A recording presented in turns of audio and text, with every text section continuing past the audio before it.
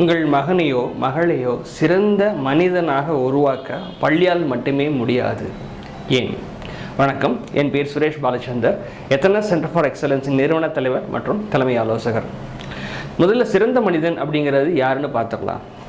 தான் யார், தான் எங்கே இருக்கோம், நாங்கள் இருக்கக்கூடிய இடத்துல என்னென்ன விஷயங்கள் நடக்குது, அந்த மாற்றங்கள் வேகமாக நிகழுதா மெதுவாக நிகழுதா, அந்த மாற்றங்களுக்கு தகுந்தா போல் தன்னை தகவமைச்சு கொள்கிற, அதாவது ஃபிக்ஸ் பண்ணிக்கிற ஒரு ஆளை தான் நம்ம சிறந்த மனிதன் அப்படின்னு சொல்லி சொல்கிறோம். இங்கிலீஷில் கிரிட்டிக்கலி திங்கிங் மேன் அப்படின்னு சொல்லி இவங்களை சொல்லுவாங்க. அப்படி ஒரு கிரிட்டிக்கலி திங்கிங் மேன் அப்படிங்கிற சிறந்த மனிதனை பள்ளிகளால் உருவாக்கவே முடியாது. அது ஏன் அப்படிங்கிறத பற்றி நம்ம இந்த வீடியோவில் பார்க்க போகிறோம். அதற்கு 3 முக்கிய காரணங்கள் இருக்குது. அந்த 3 காரணங்களையும் நான் முதல்ல சொல்லிடுறேன். அதுக்கப்புறமா ஒரு விஷயத்தையும் நம்ம தனித்தனியாக பார்க்கலாம். அந்த 3 காரணங்கள் என்னன்னு பார்த்தீங்கன்னாச்சுன்னா, collective objectivism, skill enhancement without traits enhancement, lack of clarity. இதுதான் அந்த 3 முக்கியமான காரணங்கள். ஸோ முதல்ல கலெக்டிவ் அப்ஜெக்டிவிசம் அப்படின்னா என்னன்னு பார்த்தீங்கன்னாச்சுன்னா, உங்களுக்கு தான் உங்கள் குழந்தை சுரேஷ், ரமேஷ், பாவனா, கீர்த்தனா இப்படி அழகான பேர்களை வச்சுருப்பீங்க, அப்படி தான் கூப்பிடுவீங்க. பள்ளி அப்படிங்கிற ஒரு சிஸ்டத்துக்குள்ளே அனுப்பிட்டீங்கன்னா அவங்களுக்கு ஒரு ரோல் நம்பர் கொடுக்கப்பட்டு பல மாணவர்களில் ஒருத்தராக தான் அவங்க கருதப்படுவாங்க. அவங்களுக்கு தனியாக பாடத்திட்டம் கிடையாது. மாணவர்களுக்கான ஒரு பாடத்திட்டத்தை அரசு உருவாக்குது, அதை பள்ளி செயல்படுத்துது. இப்போ உங்களுடைய மகனுக்கோ கலை மீது ஆர்வம் இருக்கு, அதை அதிக நேரம் படிக்கணும்னு விரும்புறாங்க, நடக்காது. 2 கலை சம்மந்தப்பட்ட பீரியட்ஸ் 2 தான் இருக்கும் ஒரு வாரத்தில். அறிவியலுக்கு 5 பீரியட்ஸ் இருக்கும், கணக்குக்கு 5 பீரியட்ஸ் இருக்கும். இப்படி அவங்க விரும்புகிறாங்களோ இல்லையோ அத்தனையும் அவங்க படித்து தான் ஆகணுங்கிற ஒரு கட்டாயத்துக்கு தள்ளப்படுவாங்க. இதுக்கு பேர் தான் கலெக்டிவ் அப்ஜெக்டிவிசம். இதனால் என்ன நடக்குதுன்னு பார்த்தீங்கன்னா, எந்த ஒரு துறையிலையுமே ஆழ்ந்த அறிவையோ தனித்திறமையோ அவங்க பெற முடியாதபடி ஆயிடுது. ஏன்னா குறிப்பிட்ட கால அளவு தான் அங்கே இருக்குது. 2வது முக்கியமான காரணம், ட்ரைட் பேஸ்ட் என்ஹான்ஸ்மெண்ட் இல்லாமல் ஸ்கில் பேஸ்ட் என்ஹான்ஸ்மெண்ட் பண்ணுறது.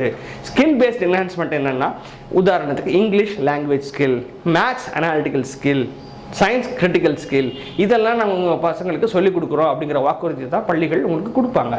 ஆனால் அதுக்கெல்லாம் தேவைப்படுற ட்ரைட்ஸான பண்புகள் ரொம்ப ரொம்ப அவசியம்.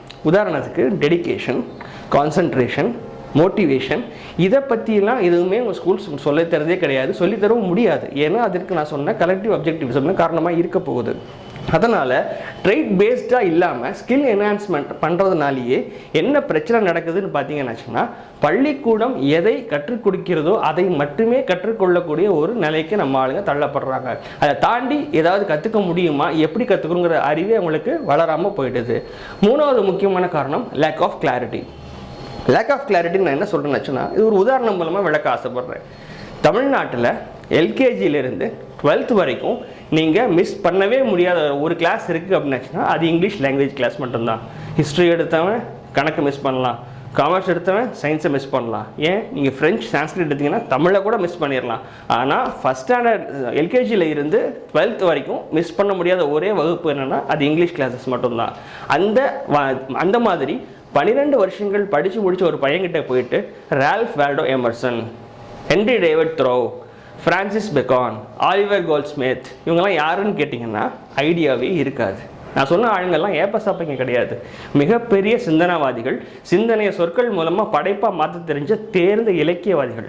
பை த வே, எமர்சனுடைய நேச்சருங்கிற கட்டுரையை 11, 12ஆம் கிளாஸில் படிக்கிற எல்லா மாணவ மாணவிகளும் படிக்கிறங்கிறது என்னுடைய தாழ்மையான கருத்து.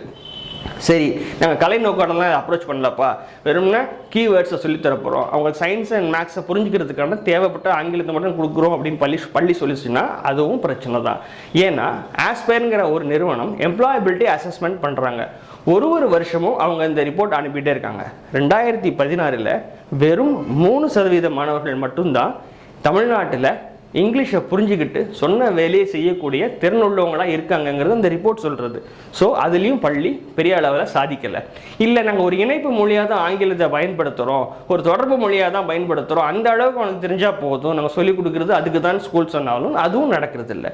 வெளி மாநிலத்திலேருந்து இங்கே வந்து வேலை பார்க்குறவங்க உடஞ்ச தமிழில் பேசுகிறாங்க, இங்கே இருக்கிறவங்க வெளி மாநிலத்துக்கு போனால் உடஞ்ச ஹிந்தியில் பேசுகிறாங்க. அங்கேயும் ஆங்கிலம் பெரிய லெவலில் அவங்களுக்கு உதவி பண்ணுதாங்கிறது இல்லை. 12 வருஷம் தொடர்ந்து ஆங்கிலம் படித்ததுக்கப்புறமும் ஆங்கிலத்தை எதிர்கொள்ளும் போதெல்லாம் ஒரு பயம்தான் அந்த மாணவனுக்கு ஏற்படுது. ஸோ ஸ்கில் பேஸ்டு ட்ரைனிங்னு சொன்னால் கூட அதுலேயும் லேக் ஆஃப் கிளாரிட்டி பள்ளிகளுக்கு இருக்குங்கிறத இதிலும் தெரிஞ்சுக்கலாம். சரி, இதை எப்படி நம்ம சரி பண்ணுறது, நம்ம என்ன பண்ணுறது அப்படிங்கிறத தொடர்ந்து பார்ப்போம். சேனலை சப்ஸ்கிரைப் பண்ணுங்கள். தேங்க்யூ.